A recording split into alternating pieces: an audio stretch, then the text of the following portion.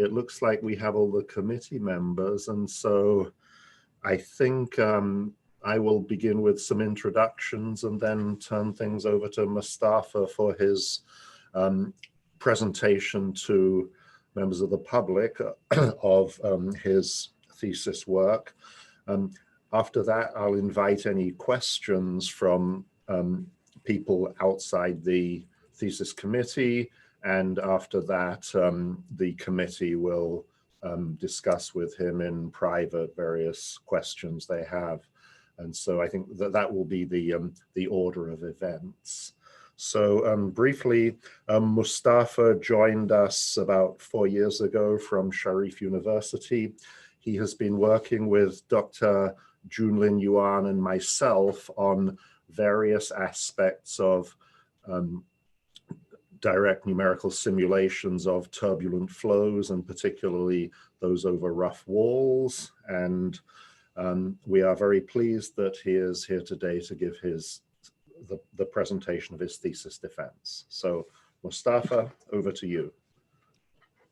Thank you, Dr. Brereton, for the introduction. My PhD project is the simulation and modeling of compressible and incompressible turbulent channel flows over rough walls. I may need to go through the slides fast, to meet the time limit, and I apologize for that. Yes, my presentation has 5 chapters. In the first chapter, I introduce my work. In the second chapter, I talk about roughness topographical effects on mean momentum and stress budgets in developed turbulent channel flows. In the third chapter, I discuss about turbulence structures over realistic and synthetic wall roughness. In the fourth chapter, I propose a data-driven approach to predict the roughness equivalent sand grain height. And in the fifth chapter, I talk about the compressible flows over rough walls. And then I conclude my presentation. Roughness, the surface roughness can emerge in many industrial and natural applications. For example, in this figure, you see the onset of roughness on the leading edge of a wind turbine blade due to surface erosion. In the environmental flows, we can also have roughness because of the canopies, trees, and also vegetations, or even in the urban areas, we can have surface roughness because of the building in the areas. And all those elements can basically influence the atmospheric flow above them. We can have surface roughness in the internal flows like pipe and channel flows simply because of the surface finishing like what you are seeing here, or because of the flow of corrosive fluids such as oil and gas. Sometimes the roughness is a part of design. This figure shows the heat shield of NASA's JPL's Mars 2020 rover project. You see that this heat shield introduces some surface porosity that can be considered as a roughness. Studying the roughness effects is important to understand the flow physics and in all of these applications, and to predict and control them efficiently. Roughness can affect wall-bounded flows in different ways. I address some of them here. First, roughness can increase the hydrodynamic drag. This figure shows the well-known Moody diagram, which basically quantifies the friction factor in turbulent pipe flows as a function of the Reynolds number, bulk Reynolds number, and the roughness length scale. You see that for sufficiently high Reynolds number, the friction factor depends only on the roughness length scale, and larger the roughness length scale is, the hydrodynamic would be larger. Second, roughness modifies the near wall turbulence structures. You see that depending on the roughness shape, some turbulent motions can emerge, which Calapazza and Katz called U-shaped structures. These structures can influence different turbulence processes inside the roughness sublayer. Also, roughness moves transition of laminar boundary layer to turbulence forward, a phenomenon that is called early transition. This figure, is brought from the study of Mapidi and Mahesh, which shows the early onset of turbulence right after the surface roughness. And this phenomenon, early transition, can increase the heat transfer to the surface, and for re-entry of space vehicles, it can cause a large heat load to the surface, which can cause surface ablation, and the surface ablation can basically destroy the aerodynamic of the surface and should be prevented. In chapter 2 of my presentation, I discuss about the turbulence statistics. I simulate, basically I performed simulation of open channel flows over 3 widely different rough surfaces. I will discuss about the statistics of mean and turbulence field and budgets of Reynolds and turbulence kinetic energy. The results of this chapter were published in a physical review fluid. In chapter 3, I discuss about turbulent coherent motions over rough walls. I analyze the 2-point velocity correlations, length scales, and inclination angles of coherent motions, also velocity spectra. I will introduce a rollover kinematic mechanism, which is responsible for lift-off of turbulence structures. The results of this chapter were published in our paper in Journal of Turbulence. In chapter 4, I discuss about the prediction of the roughness equivalent sand grain height, which actually is a long-standing question in roughness community.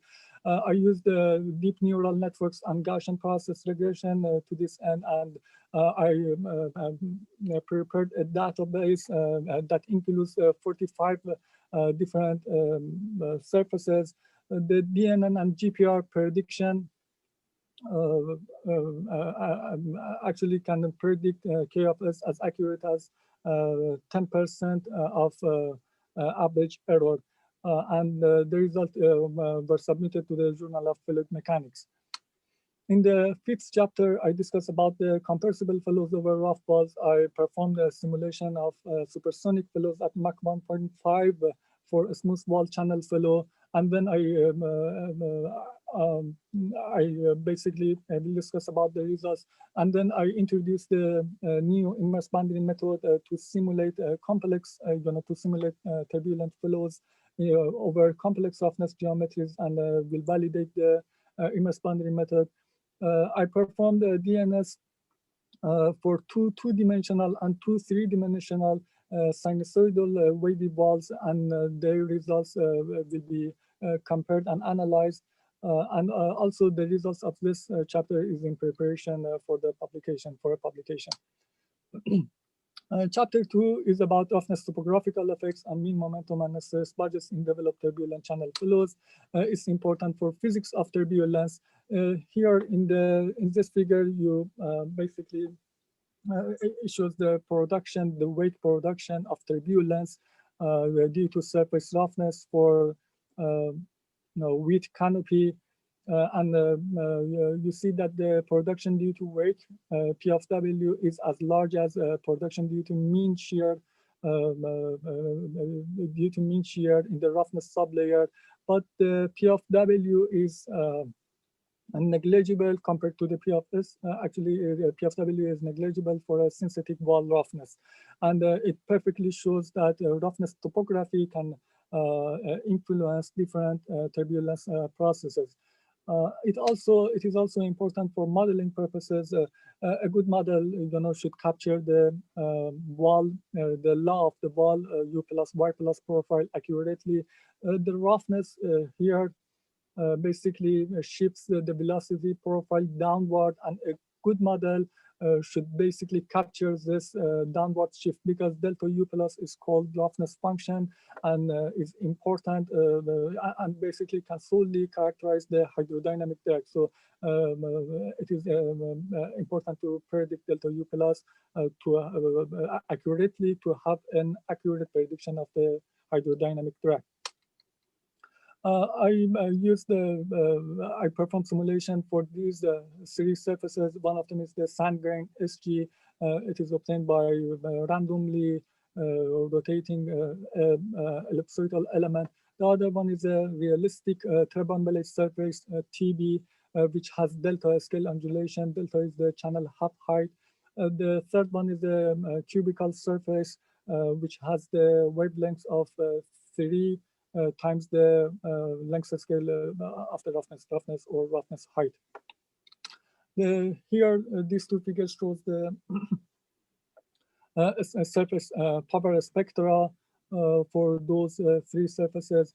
In this figure, this line shows the power spectra for the turbine case. You see that the power spectra can be approximated by a line of a slope of -2. It basically characterizes a fractal surface.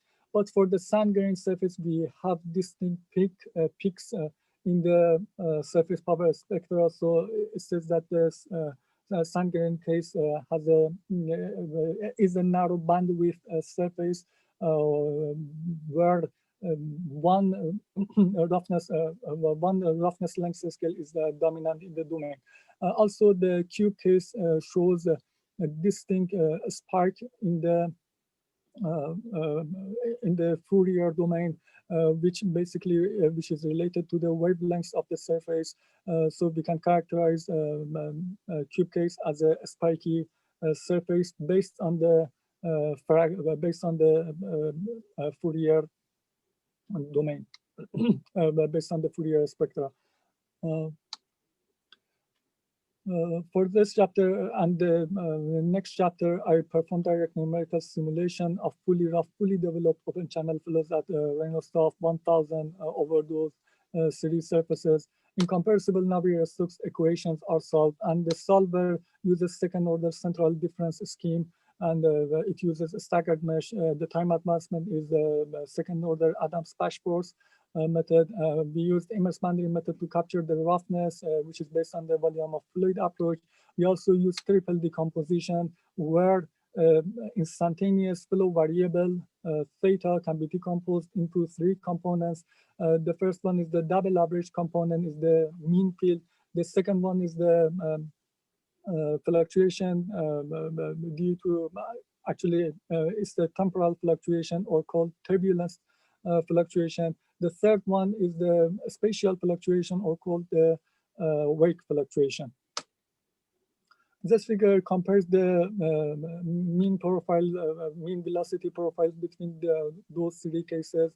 You see that in these cases, the smooth case is shown by solid lines, the sand grain by dashed line, the turbine case by dot dashed line, and the cube case by dotted line. You see that the downward shift of the velocity profile is larger for the synthetic walls, sand grain and cube case compared to the realistic surface, which means that the synthetic rough surfaces incorporate more drag into the flow. This figure shows the turbulence field, and different components of Reynolds stress are plotted here. Again, you see the solid line is for the smooth case, and the dashed line for sand grain, dot dashed line for turbine, and dotted line for cube case. Compared to the smooth wall, we see that the U' fluctuation, the fluctuation in the streamwise direction is much less for the rough cases compared to the smooth wall, but the V' and W' component are similar. This perfectly shows that the roughness decreases the anisotropy associated with the smooth wall. So flow is more isotropic on rough wall, on the rough surfaces. Also, all the figures shows very sensitive. Those plots are so sensitive to the roughness topography, especially in the roughness sublayer, which shows that roughness topography can also influence the turbulence behavior.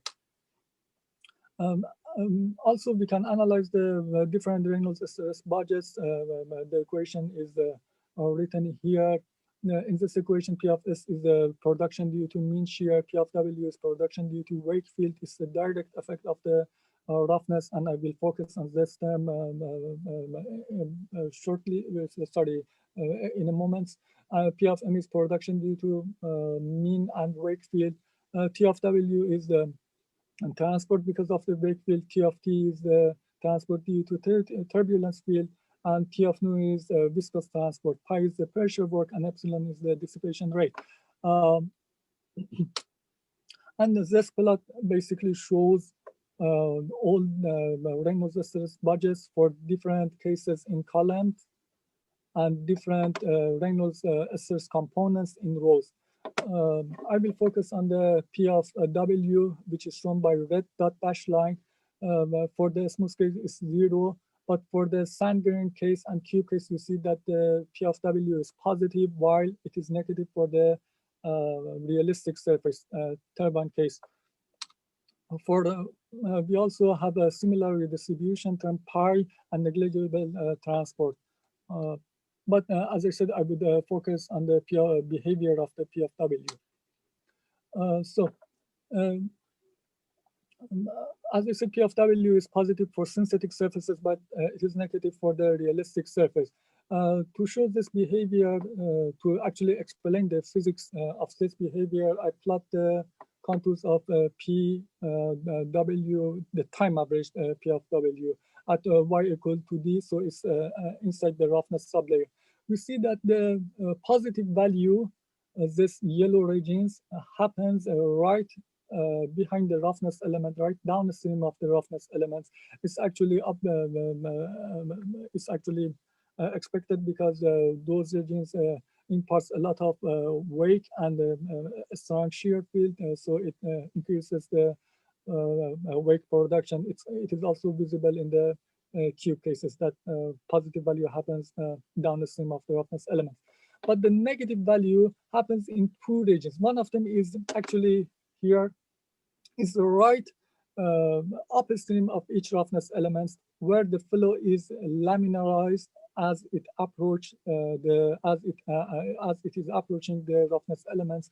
But also it is negative on some regions that are not correlated with the large scale structures, like these circle region.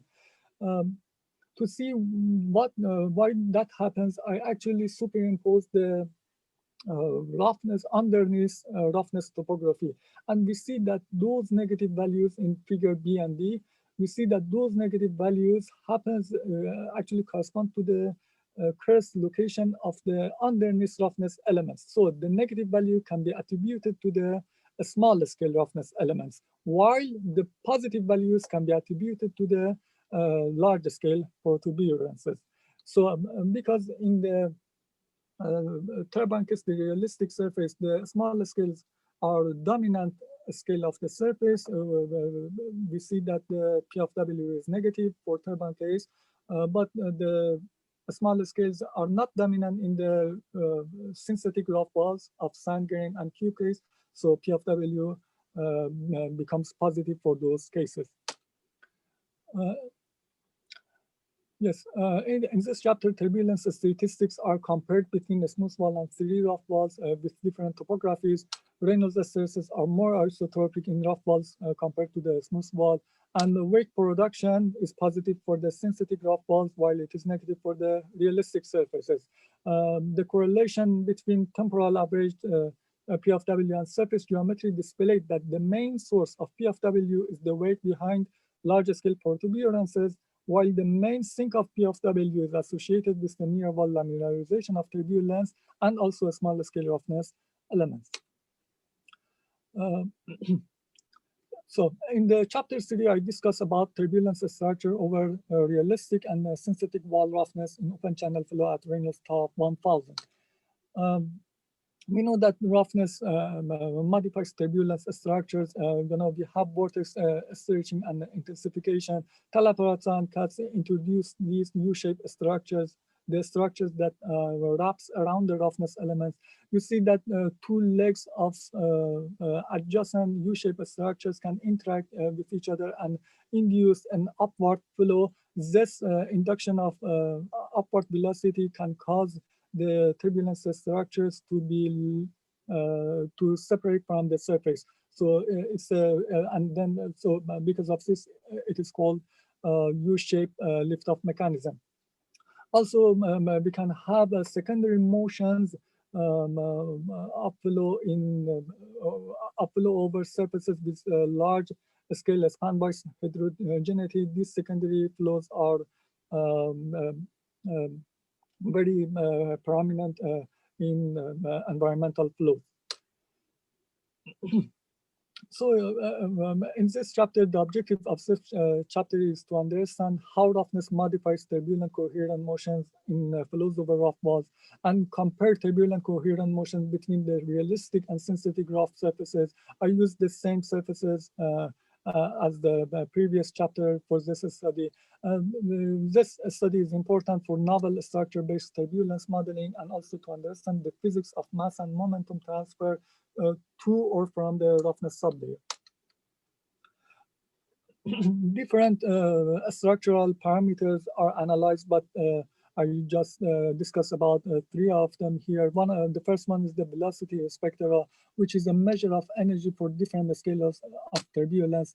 It can be calculated in two ways. One of them is the original definition, which is the Fourier transform of two-point velocity correlations. And the second one is to use the cross correlation theory. But the problem with this theory is that U prime for the roughness sublayer is a segmented signal, and we cannot take Fourier transform of U prime. So we have to stick with the first definition.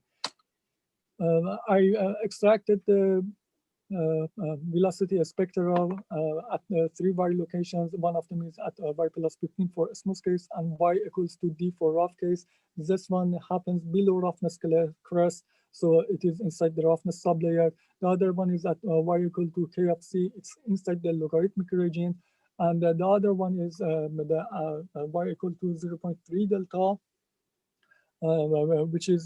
which happens in the outer layer. And this plot shows the different components of velocity spectra for different cases in rows and different y locations in columns. And the velocity spectra for the streamwise direction E11 is a solid line. For the wall normal direction is shown by dashed line. For the spanwise direction is shown by dot dash line. And for the shear component is shown by dotted line. The power spectra of the surface is also plotted, which is shown by thin solid lines. The figure shows similar trend and magnitude of power spectra at y equal to 0.3 delta here between different cases, the solid lines you see, which basically confirms 1000 outer layer similarity, which says that in the outer layer flow, the flow is independent of the surface roughness. But we see that the E11 decreases, for the rough cases as opposed to the smooth case, which means that the surface roughness breaks down the buffer layer acidic motions to a small 3D vertical structure. Also, we see some spectral gap for the cube case at y equal to d, which is because of the surface periodicity. The second structural variable is length scale. I analyzed three different length scales. One of them is L11, which is the integral length scales and obtained by the contours, isocontours of two-point velocity correlation. The second one is turbulence length scale, which is obtained by turbulence statistics, TKE, and dissipation rate, epsilon. These two length scales characterize the larger scale motions. We have also the Kolmogorov length scale, which characterizes the smaller scale motions. And this figure shows the integral length scales and compares different cases with each other. We see that the synthetic rough walls have a smaller length scale compared to the smooth case and the realistic surface turbambele. Also, the same trend happens for the turbulence length scale. But for the Kolmogorov length scale, we see a universal trend between all cases, which basically confirms the second hypothesis of Kolmogorov that says the small scale structures behave universally and they are independent of the larger scale motions. But for the length scale, we actually expected these plus to collapse together, but they didn't. The reason is limited Reynolds of simulation, which causes that we sorry, which causes where we don't have enough scale separations. Actually, Jimenez discusses that in order to have the 1,000 outer layer similarity to apply for a flow, we should have a scale separation at least 50, but in our case, the maximum scale separation is 14. So the condition of 1,000 similarity is not satisfied here. And also we see that between, comparing the streamwise integral length scale and the spanwise length scale, we see that the streamwise is more dependent to the surface topography than the spanwise direction. There is a reason for this that I explained here. As I said in the previous slide, roughness breaks down the larger scale structures to the smaller one, and the sand grain case and cube case has smaller structures compared to the turbine case. The other thing is the streamwise extent is more influenced by the roughness than the extent in other directions. The physical reason behind this is a mechanism that we introduced as a rollover mechanism. I provided some sketch here that I'll explain the mechanism here. Consider that a span-wise vortex approaches roughness elements. It first wraps around the roughness elements and gets the shape like scheme B here.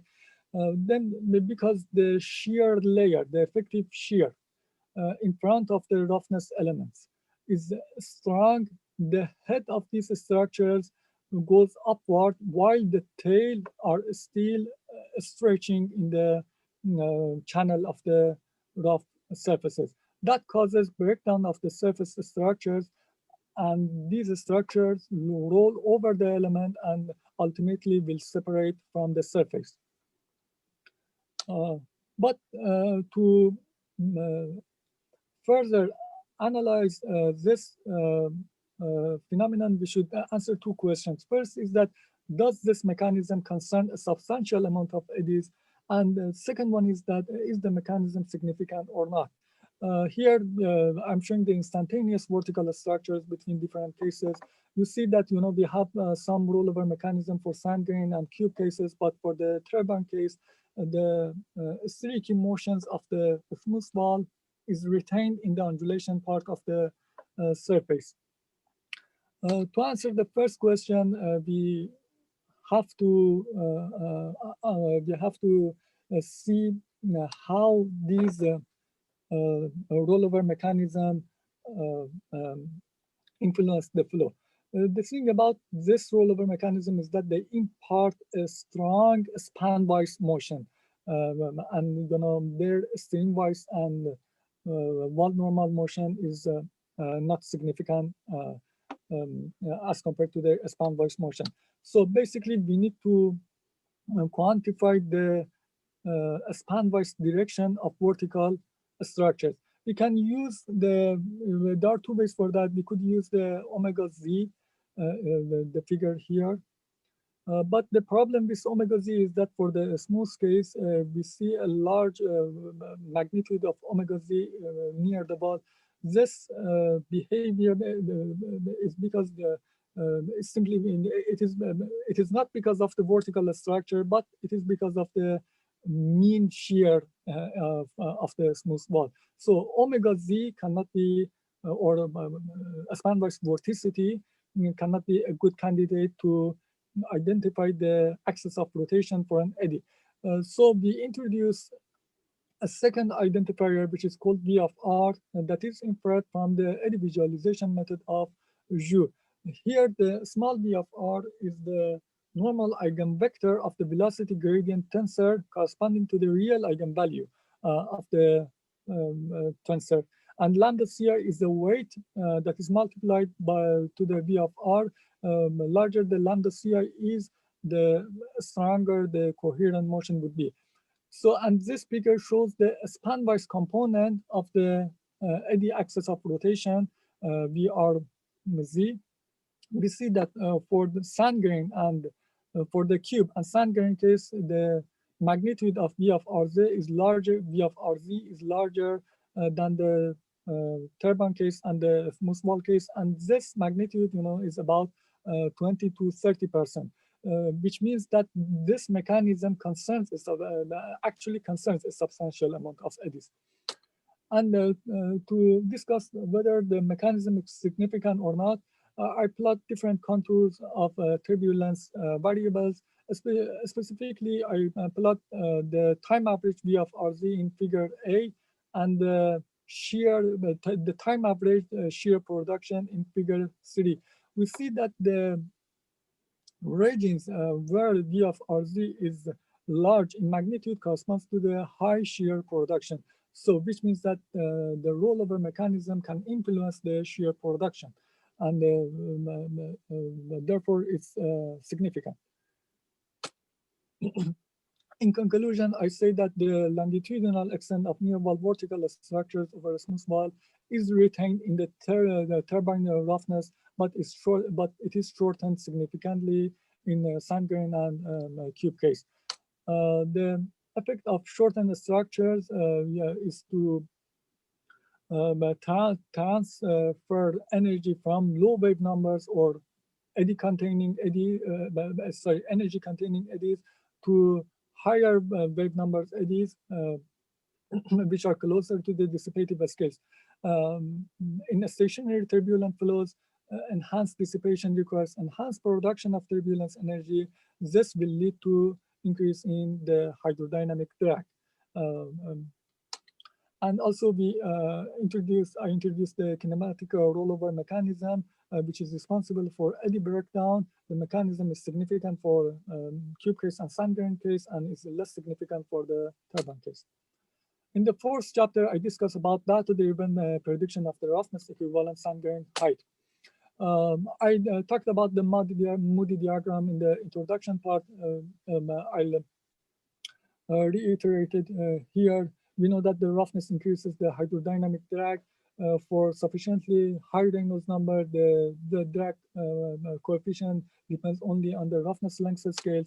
Most existing turbulence models and wall functions use a single roughness length scale to predict the hydrodynamic drag. But how we can describe the roughness effects using just a single length scale? To answer this, we can use the Nicorazzi equivalent sand grain height, K of S. I've told you that the roughness shifts the velocity profile downward, and this downward is called is indicated by delta U plus, and is called roughness function. Nicorazzi proposed this relation for the roughness function and introduced the equivalent sand grain height. So if we could predict equivalent sand grain height, we can use this relation and predict the roughness function, and use this roughness function to predict the hydrodynamic drag. In this chapter, I want to basically predict equivalent sand grain height as a function of geometrical parameters of the surface roughness. This is actually, this topic has been studied extensively in previous studies and papers, sorry. Especially Bones et al. Proposed this relation for K of S as a function of the average roughness height and the RMS of the streamwise slope angle. Fonrige proposed K of S as a function of the average height and lambda S, which indicates the surface porosity. And Fleck and School's proposed K of S as a function of the roughness, RMS of the roughness height and the squariness of the surface. But these relations are based on few roughness parameters. As a consequence, they are not universal, and the error may be large depending on the surface roughness. In fact, the error can grow as large as 100 and 200%. The problem is that many geometrical parameters contribute on K of S. It can be effective slope in X direction, RMS of the roughness height, porosity, squariness, inclination angles, and etc. So confining ourselves to just a few subset, to just a few roughness parameters can be problematic here. So how we can incorporate all important parameters to predict K of S accurately? The answer is to use machine learning techniques. I designed a deep neural network and a Gaussian process regression to predict K of S. As I said, the approach is database, so it needs a comprehensive data to predict K of S. My database consists of both direct numerical simulations and also results of experiments. For the DNS, I prepared 45 different surfaces with different topographies, and have simulated them. 30 of these surfaces are in fully rough regime and are used for the ML predictions. These surfaces, you see that each in the first row, the inclination angles of the surfaces are different, and also the height of the roughness are different. In the second row, again, the inclination angle the inclination angles are different. Also, the surfaces are distributed randomly. In the third and fourth rows, the porosity of the surface differs between different surfaces, and also we have regular and random surfaces. In the fifth row, the effective slope in X direction is changed systematically. In the sixth and seventh rows, the degree of randomness of surfaces are changed systematically. And I also use the three surfaces in chapter 1 and 2 for this prediction. The experimental results contains 15 fully rough surfaces. It's a courtesy of Fleck et al. In their study in 2016, 18, and 19, and these figures shows the surface distribution for those rough balls.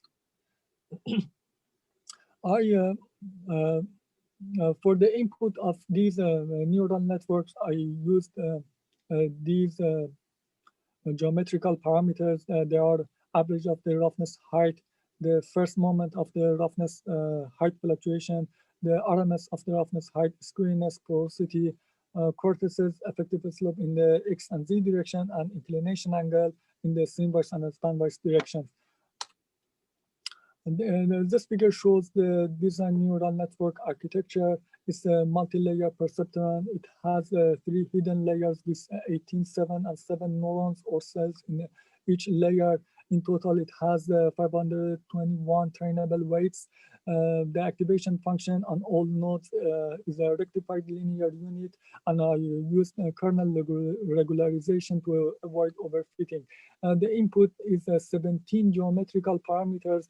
8 of them are these primary variables, and 9 of them are simple multiplication of these parameters together.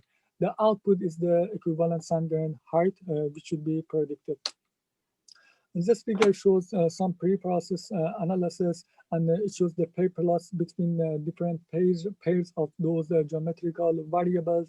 We see that, for example, for cortices and RMS of roughness height, we see that they are to some extent linearly correlated. We also see some correlation between cortices and squariness, and also porosity and squariness here. But for some variables, there is no obvious linear correlation. For example, for the span-wise effective slope and the porosity, we don't see any linear correlation. For the sand grain height, is also showing some weak correlation with porosity and screwiness, but in general, we cannot detect any linear correlation, and that's why we have to use machine learning techniques to basically extract the nonlinear correlation of sand grain height with these parameters. This figure shows the prediction results. I used 70% of the database to train the neural network and 30% to test the neural network. The predicted K of S, which is called KSP, has a perfect correlation with the true K of S, and the error is and the error band is less than 30% with the average error of less than 10%. It basically shows that the neural network has perfectly predicted the equivalent sand grain height. Also, the results of Gaussian process regression is similar. The predicted K of S has a perfect correlation with the true K of S. The error band is less than 30%, and the average error is less than 10%.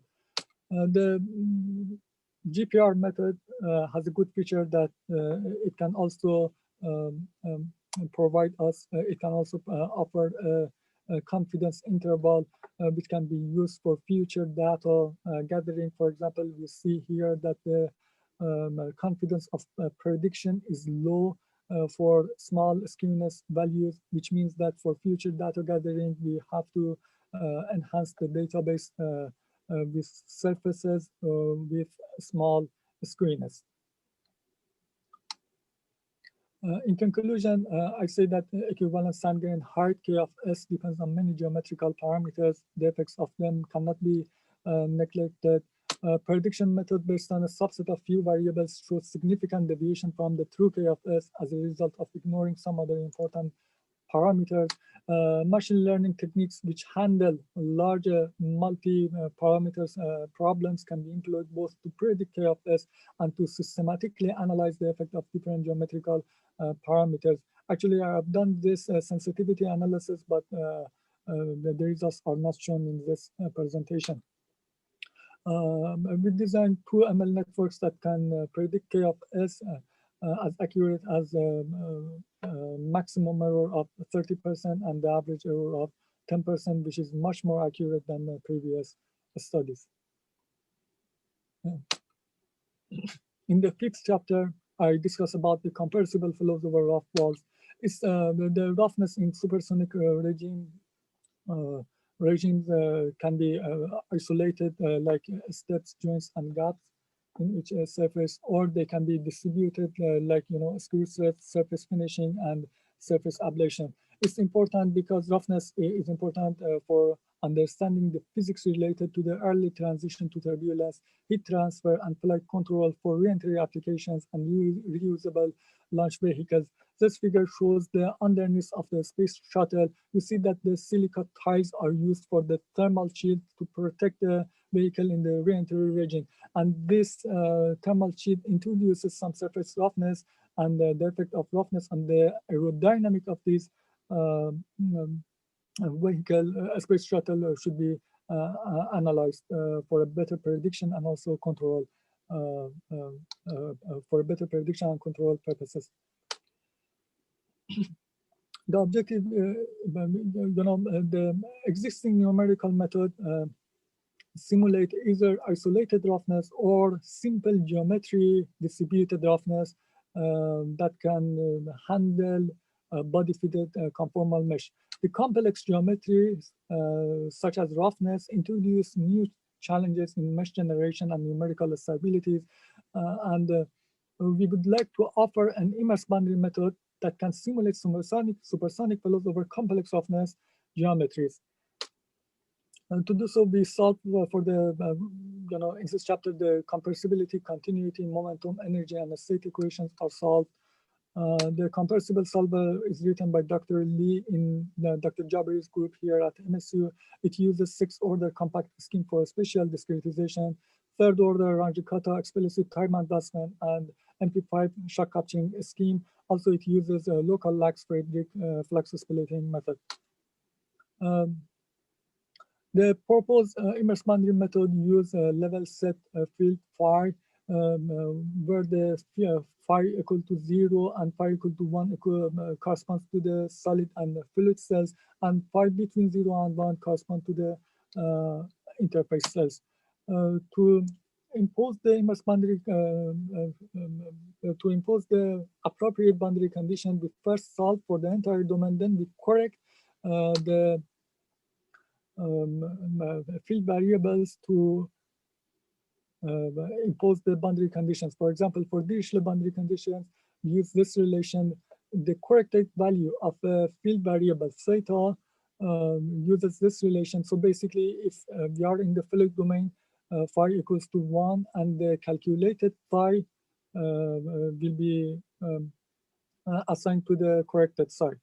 But if we are in the solid part, phi equals to 1, sorry, phi equals to 0, and the corrected phi gets the value of psi at boundaries. We can also correct the phi for the Newman's boundary condition using this relation and using one-sided differentiation schemes, discretization scheme. I simulated four, in this chapter, I simulated 4 roughness topographies. 2 of them, case C1 and C2, are 2-dimensional sinusoidal surfaces, and 2 of them, case C3 and C4, are 3-dimensional sinusoidal surfaces. And these surfaces share the same roughness height, K of C, but they are different in roughness wavelength in the streamwise and spanwise direction, lambda x and lambda z. The Reynolds bulk of simulation is 3000, and the Mach number of simulation is 1.5. I use no slip boundary condition and isothermal walls on the roughness sides, and the top walls are smooth. This table also shows other geometrical variables for these surfaces. For the validation of the IBM, case Z1 is simulated twice, one with the immerse boundary method and one with a body-fitted mesh, which is the conventional method in the literature. This figure shows the top figure shows the contour of phi for the immerse boundary method, and the bottom figure shows the mesh grid for the conformal setup. And this figure is compares the mean and turbulence variables between the immerse boundary method and the body-fitted mesh. You see a perfect match between different mean variables and turbulence field and temperature, mean temperature and temperature fluctuations, which basically verifies that our immerse boundary method is as accurate as the conformal setup. So we can use the immerse boundary method for our simulations. I've done the flow simulations. I've provided a flow visualizations for case C1. I know that it's a movie, and I know that the Zoom meeting may have some problem. The Zoom software may have some problem to show it. So I will. I've uploaded this movie into my YouTube channel. Sorry. And you can use this link. I'm sorry. And let me share this link to you. You can use this link in your browser and see from your browser. You can see it there directly from your browser. I will share the link here. Let me share it.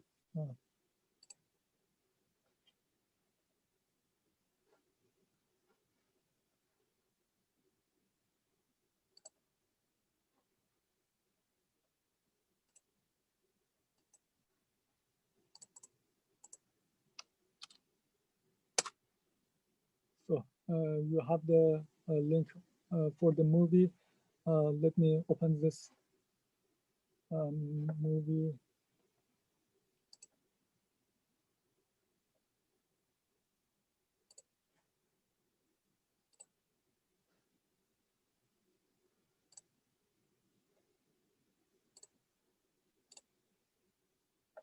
Yes.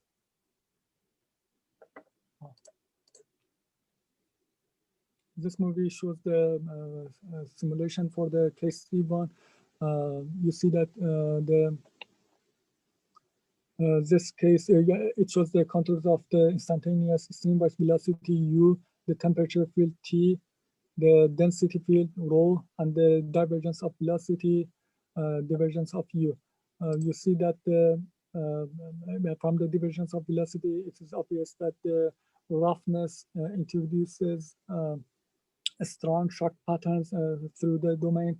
The shock patterns goes all the way up and impinge the top surface and is reflected back to the domain.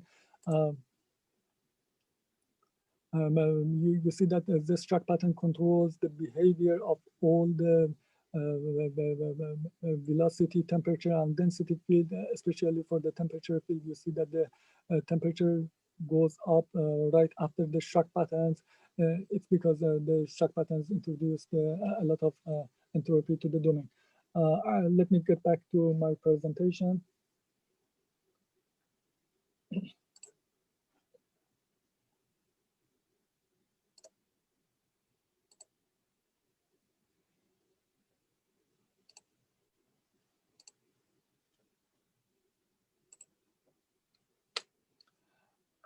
This figure compares the different mean and turbulence field between these four cases. Also, this table tabulates the friction coefficient between different cases.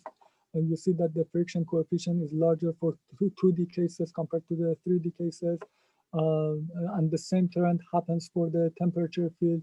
You see that the temperature field, the temperature profile are higher for 2D cases, case C1 and C2, which is shown by the solid and dashed lines, as opposed to the case 3 and case C4, which are the 3D cases. The reason of this higher temperature profile for 2D cases is the shock pattern. Here I'm showing the shock pattern between different cases. The 2D cases generates a strong shock patterns that have the same wavelengths of the surface. The shock patterns goes all the way up and is reflected back to the domain. These shock patterns imparts a lot of entropy to the fluid flow. This entropy increases the irreversible heat generation. So that's why the temperature profile is higher for 2D cases compared to the 3D ones. For the 3D cases, the shock patterns are destroyed because of the surface being 3D, and they are replaced by weak shocklets, which dissipate less energy as opposed to the strong shock waves. This shock wave, this shock patterns not only control the mean turbulence field, but also it controls other turbulence processes like transport of Reynolds stresses. Here I discuss about the transport of turbulence kinetic energy, but I analyzed the turbulent transport of all components of Reynolds stresses. Here,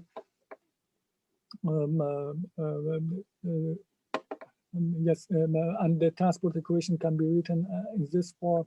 Here, the C is the transport, the mean transport due to mean field. The P is the shear production. D of M is the molecular diffusion. D of T is the turbulence diffusion. D of P is the pressure diffusion. Pi is the pressure redistribution term. Epsilon is the dissipation rate, and M is the turbulence mass flux. This figure shows the transport for the turbulence kinetic energy. You see that for the 2D cases, the production term, the red solid line, is larger for 2D cases compared to the 3D ones. To see the physical reason behind this, I plot the contours of a time average production term. We see that the positive value happens, in the wake of the roughness elements. In the wake of the roughness elements, which is expected. But an interesting feature happens here is that we have some spot with large shear production in the upper wall that has the same wavelengths of the surface. These spots are where the shock wave of each surface, shock wave of each element impinges the upper wall and is reflected back to the domain, which produces a lot of turbulence,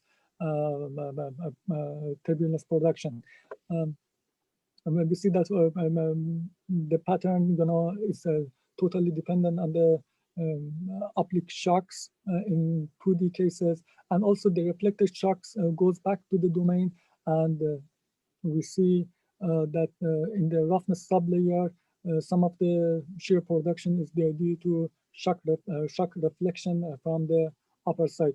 For 3D cases, because the shock patterns are destroyed because of the surface softness, so we do not see local peaks in shear production. So in conclusion, I say that I proposed a new immerse boundary method to simulate compressible flows over rough walls. Supersonic turbulent channel flows over two two-dimensional and two three-dimensional surfaces are simulated at Mach number of 1.5 and Reynolds bulk of 3000, and the results are compared. The results reveal a strong dependence of all the mean turbulence and transport terms on the surface's geometry and the associated shock patterns. For the future works, for the ML part, we can increase the ML database for a more efficient prediction of K of S, as well as to predict, we can predict other flow and roughness related parameters such as shielding volume, turbulence time, and length scales, and so on. For the compressible part, we can simulate supersonic flows over complex roughness geometries, such as sand grain, using the proposed immerse boundary method. Actually, I already have done the simulation for the sand grain case, and the results are in preparation mode. I would like to, my special thanks and gratitudes goes to my supervisors, Professor Giles Brereton and Professor Junlin Yuan, for all their help and kindness and patience. I truly appreciate their guidance and advice throughout my PhD program. We also seeing my parents who came to visit me in the summer of 2017, and also my friend Mehdi here in these pictures. I would like to thank my committee members, Professor Farhad Jaberi and Professor Michael Murillo, for the constructive comments on different parts of this project, especially on the parts of the machine learning and compressible flows. I would like to thank my parents, Baojan and Maman, and my sisters, Mariam and Marzieh, and my family for their endless love and support.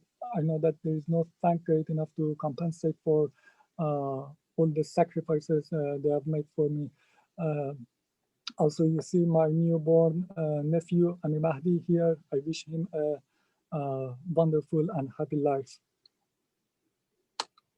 I would like to thank my friends in the US, including but not limited to Mehdi, Farshid, Ali, Aryan, Ammar, Ehsan, Iman, Masoud, Ifeng, Ahyar, Borhan, Faizeh, Behnaz, Neda, Zahra, Afsane, Elham, and Fatima.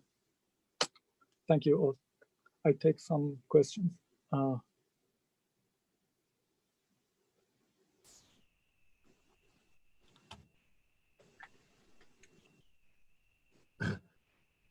Okay, thank you very much, Mostafa. Do we have any questions from members of our audience? I think we have one question in the chat. Yes, yeah, I think that, yeah, Dr. Petty asked about why is the Reynolds number, sorry, why is the